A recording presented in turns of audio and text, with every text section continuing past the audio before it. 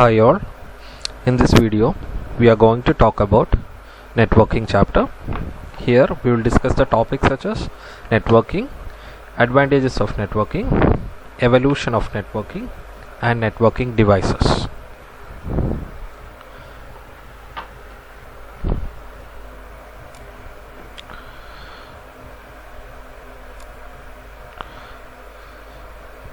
First we will go to networking.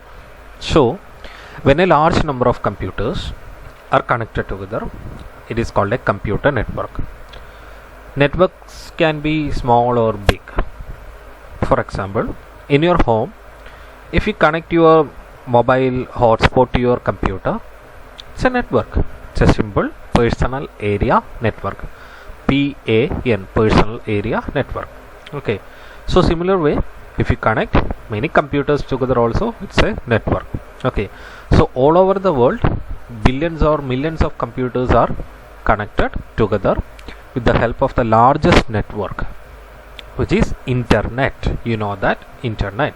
Okay, so that's how we are connecting all our computers around the world. All the computers are connected together.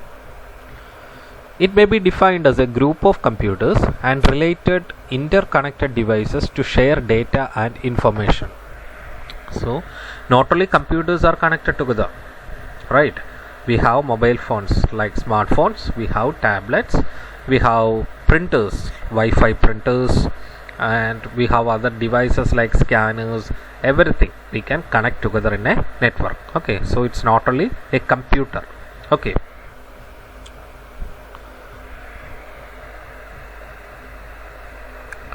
Some advantages of networking, we'll be discussing each in explaining that.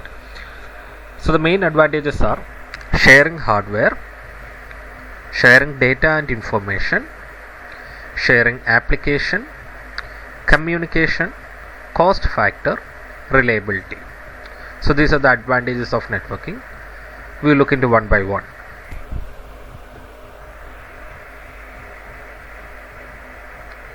Sharing hardware. Users can share devices such as printers, scanners, hard disks and so on.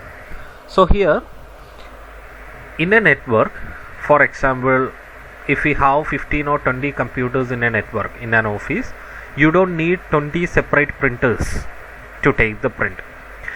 So if they are not in a network, you may need printers as the number of computers. But if you are in a network, the main advantage is you can share these kind of devices such as printers, scanners, hard disk or anything. Okay, that means the cost is reduced. Okay, so you can share the devices. Now, sharing data and information. So networking of computer helps users to share data and information to permitted. Okay. First advantage is sharing hardware. Here users can share devices such as printers, scanners, hard disk and so on. So as we already said, in a network if there are 20 computers, you don't need 20 printers or 20 scanners there. You need only one printer or one scanner. That's enough, because in a network you can share resources. So all the printers can be, or all the computers can be connected to one printer with the help of a network. So whenever you are giving a printout from any computer, if you give printout from any computer, it will take the print. The single printer will take the print of all the computers. Okay, so that's sharing hardware. Now sharing data and information. So networking of computer helps users to share data and information to permitted people. So with the help of networking you can share any data or any information, but the main thing is it is not for all. You can for the authorized people or the permitted people you can share the data. Okay, otherwise you can keep it securely. Next is sharing application. Application can also be shared, which is a great advantage of networking. So applications means like MS Office packages like MS Word, MS Excel, PowerPoint and all. So these things actually originally we have to buy it from the company. Actually it will cost more. So if you have 15 computers, you have to buy 15 such softwares, okay, and you have to install it in every computer. So that's very costly actually. So here, if those computers are in a network like the printer, the softwares can be installed in one computer. It can be installed in only one computer, which is called a server computer. Okay, that we will study in detail. It is called a server computer. So the server computer can be accessed by all other computers. That means that application can be accessed by everyone. So applications can be shared or softwares can be shared.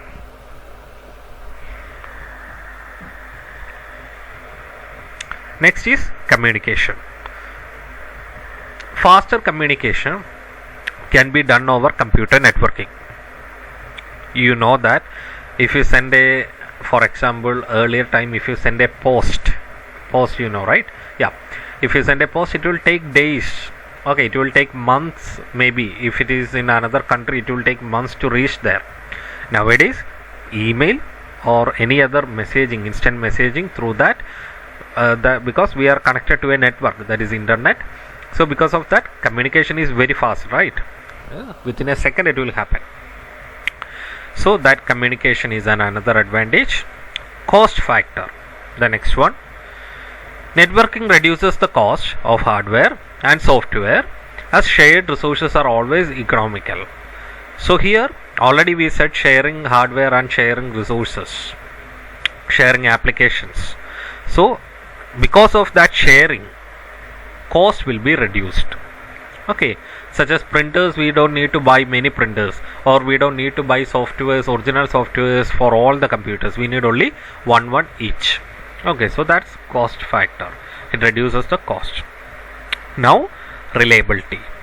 So networking concept gives a great help to reliability of data. Files can be copied to 2 or 3 machines using networking. In case any one of them gets damaged, data still remains available. So that is reliability. For example, you created a file and your computer is not on a network, and one day the computer is not working, means your files, all files are lost. Okay, so that as a backup, if your computer is networked, you can copy your file to any computer on that network. That means you can take that file from that particular computer. If your computer is not working also, you will get the file from there. Okay, so that's reliability.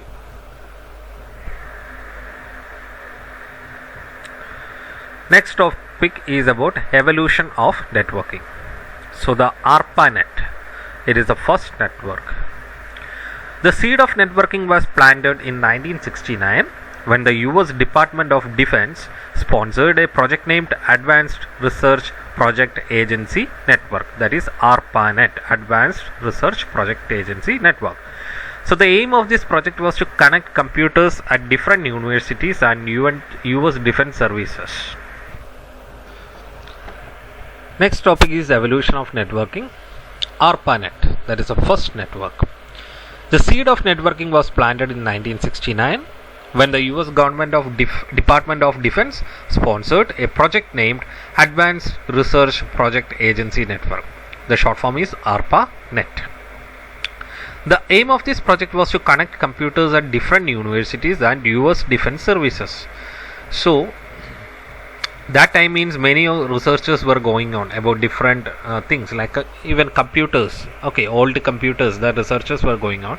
So different universities were carrying out these researches and they need to share the data. So it was possible,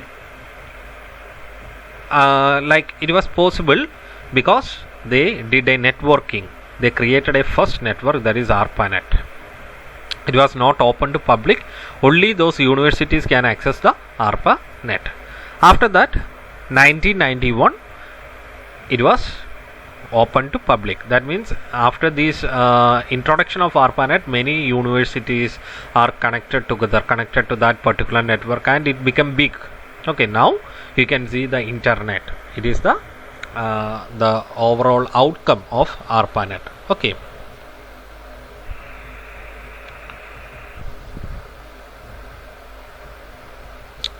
Components of networking. To establish a network in a group of computers, we require additional components. They are as follows.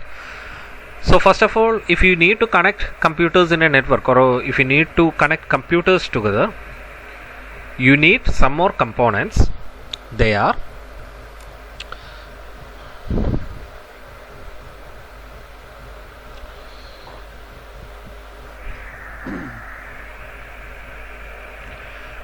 components of networking. To establish a network in a group of computers, we require additional components. They are as follows. So, for connecting computers in a network, different computers are there. If you need to connect computers in a network in your home or other areas, you need some other devices also. Network interface card, NIC is the first one. Switch, modem, RJ45 connector, networking cables. So these are the basic things you need if you want to connect your computer in your home to a network. Basic things you need. We will explain one by one and we will see the pictures also.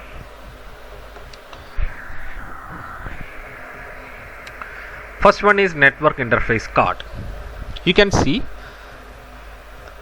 this is the network interface card for the desktop computer. For a laptop, tablet and smartphone, this is already there. They are Wi-Fi. Okay. And also for some laptops, this port is available on the side. You can see the port here. This is available on the side. So that's a wired network interface card. So usually for old desktop computers, desktop computers, all desktop computers, there was no network interface card. We need to buy it extra and we need to connect it to the motherboard. So that this big device will come. Not that much big, but still big. Yeah, so this chip will be connected to the motherboard and the cable, networking cable and the connector will go to the port so that your computer will be in network. But nowadays every desktop is having this NIC inbuilt. Okay, the motherboard is having the NIC inbuilt. So this is for a wired network interface card. It is not wireless. This is wired network interface card. The next picture shows you a wireless network interface card. Here, instead of port, you can see two antennas. That is a transceiver and the transceiver antennas. Means transmitter, receiver. So you can connect to a Wi-Fi hotspot with the help of these antennas, and you can buy these kind of device also which will connect to a USB port and you will get access to Wi-Fi. So if your laptop or desktop doesn't have Wi-Fi or it is not working the Wi-Fi access, so what you need to do, you need to buy either this device or this device. Okay, any device you can buy and connect to your computer.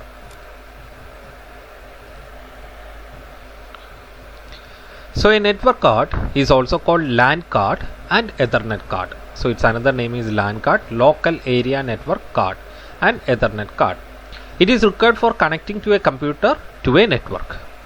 Nowadays it is inbuilt on the motherboard of the devices.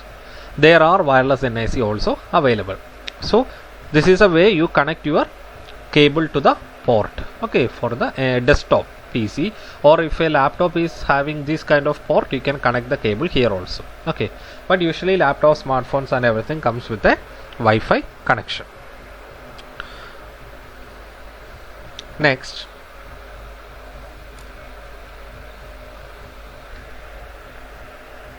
switch, another device in a network. Okay, so this is a device called switch, and here you can see different NIC ports, right? Different ports where many cables can come here. Okay, we can connect many cables here. This is up to 8 computers you can connect here. So in a networking you need a switch actually. So I will explain the properties. So the main advantage of switch is the main connection of the network will come to a switch and all other computers will connect to the switch. So printers, all computers, they all connect to the switch here. Okay, so switch is actually the main part of connection here in a network.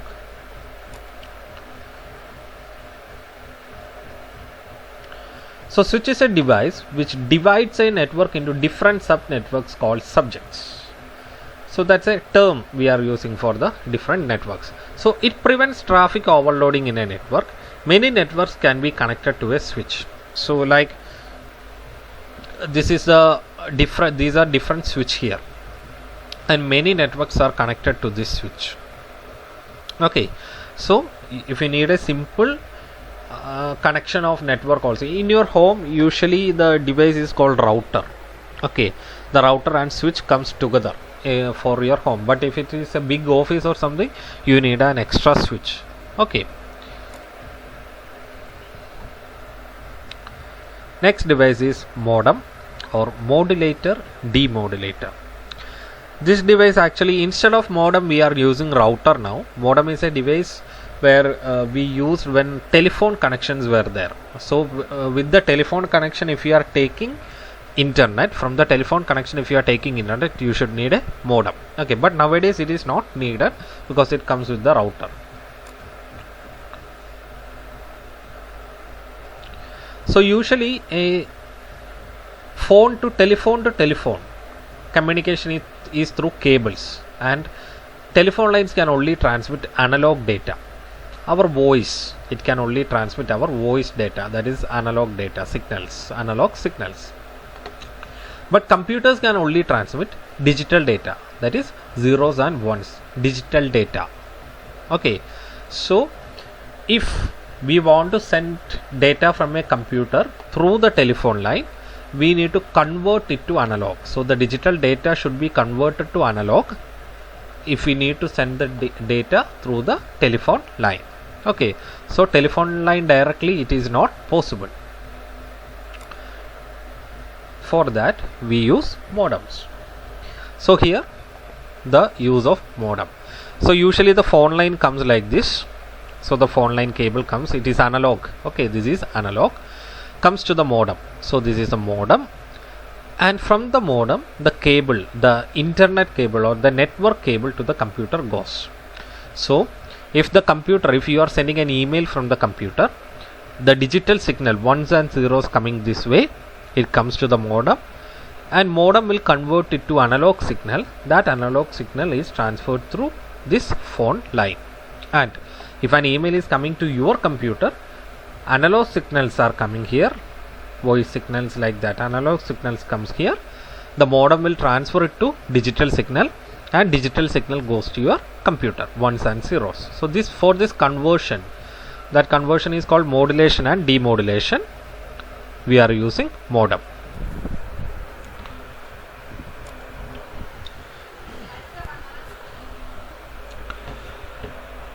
Modem is a device that enables a computer to transmit data over telephone line or cable lines and connect it to the internet. The full form of modem is modulator demodulator. MO from the modulator, DEM from the demodulator. Nowadays we are using router instead of it. So now we are using router. Now there is no modem here. Modem converts digital signals to analog signals at the end from where data is sent. So when we are sending data, that means from a computer, when we are sending an email or something, that is converted to analog signal and transferred to the telephone line through the telephone line. So that's modem. At destination, it converts analog signals to digital signal again. So destination means another computer, it may be another computer. So the through the telephone line the analog signals will come, the message will come as analog signal, and the destination modem will convert it to digital and shows in the computer. Modulator parts works at source place, and demodulator part at destination place. So the modulation is occurring at source place, where when you send data from the computer, and the demodulator parts works at destination place.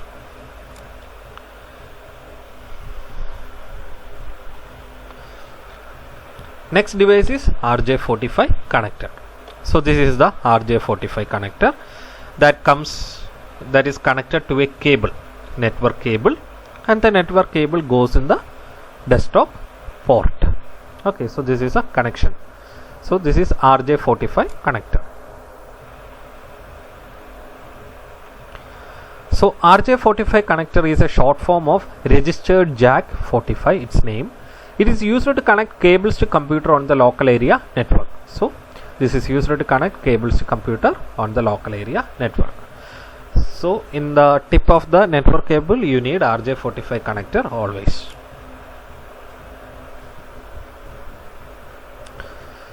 And the next component we need networking cables.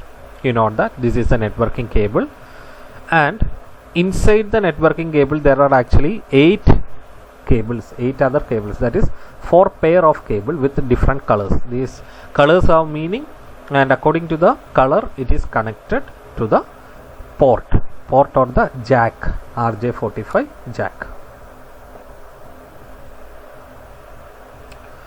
Networking cables acts as transmission media for communication of data or information on a network. There are mainly 3 types of cables which are commonly used in networking. These are fiber optic cable, coaxial cable, twisted pair cable. So usually twisted pair cables are used in offices, homes and all. Inside a particular building or office network or anything, we use unshielded twisted pair or UTP. But for long distance communication we use fiber optic or coaxial cable. Fiber optic cable is more fast. So long distance communication means outside our home, through under the road, these cables are going. Actually the companies are putting the cables under the road. Okay, so these are fiber optic cable or coaxial cable. Mostly fiber optic cables are used. So this is unshielded twisted pair is used inside your home or office. So topic finished. Thank you for watching.